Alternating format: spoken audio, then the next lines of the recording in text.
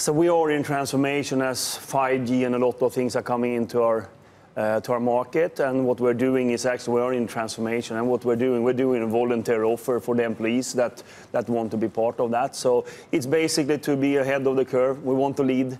We want to be the first on 5G, which we have already launched, and we want to lead this market. So this is just a transformative way of working and taking proactive actions and doing it good for our employees with a voluntary offer. So that's what is happening right now. You know, Verizon was one of the big beneficiaries of the U.S. tax program that put through because you have so much of your operations here in the United States and because you spend so much in CapEx every year. I know it helped to the tune of about $3.5 or $4 billion in cash flow this year.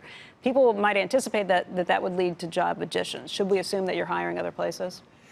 You always need new competencies, so we will of course do that. But in this moment right now, we're doing this voluntary offer and see how many will take it, because it's up to the employees and to us as an employer to decide. So we're going to see that when the time is ending in the middle of November. Right. Before we move on to Global Citizen, I also wanted to get your reaction to the weekend's news. Parent company of this network, Comcast, buying Sky, diversifying internationally. For years, there was speculation that Verizon would ultimately do something with Vodafone. If you remember, this probably like a decade ago. What did you think when you saw the headline? I think that you're seeing a consolidation in the media sector between different companies. I think it's just obvious. There's so much money going into media now, so much investments in order to have the prime content. So I think that they're consolidating themselves up. So I think that's what's happening. Does it put you at a disadvantage? No, I think we have a totally different strategy. We are building on our great assets, and we can work with any content provider based on our network and our distribution. So I feel really good about it. The take on the market when you came into this job was that you were going to be much more focused on 5G deployment, technology deployment, and less interested in content. That narrative kind of got pushed forward when we heard that Tim Armstrong was leaving Oath. Is that a fair narrative when it comes to how you see things? No, there's no correlation between those. So I think that Tim has done a tremendous work to put together all the assets we have bought, because we have been buying a lot of assets.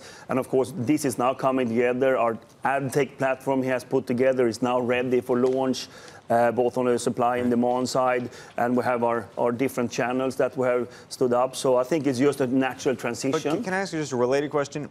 Why not keep the ad tech platform?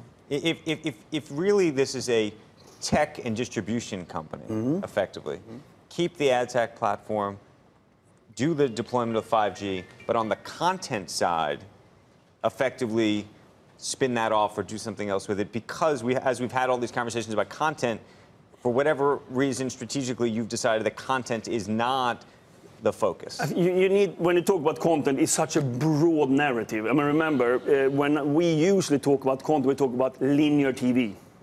But there are so many other content that is an interest of us. And of course, that's where you have Yahoo Sports, you have Yahoo Finance, and Yahoo Entertainment. We think that type of things is fitting us well, but linear TV is nothing. So I think we need to be a little bit better explained when we talk about content, that there are many other content that will be super important for 5G and for our customers in the future. Some we might create ourselves, like we have in the Yahoo assets. Some, of course, we're partnering with the best brands in the world.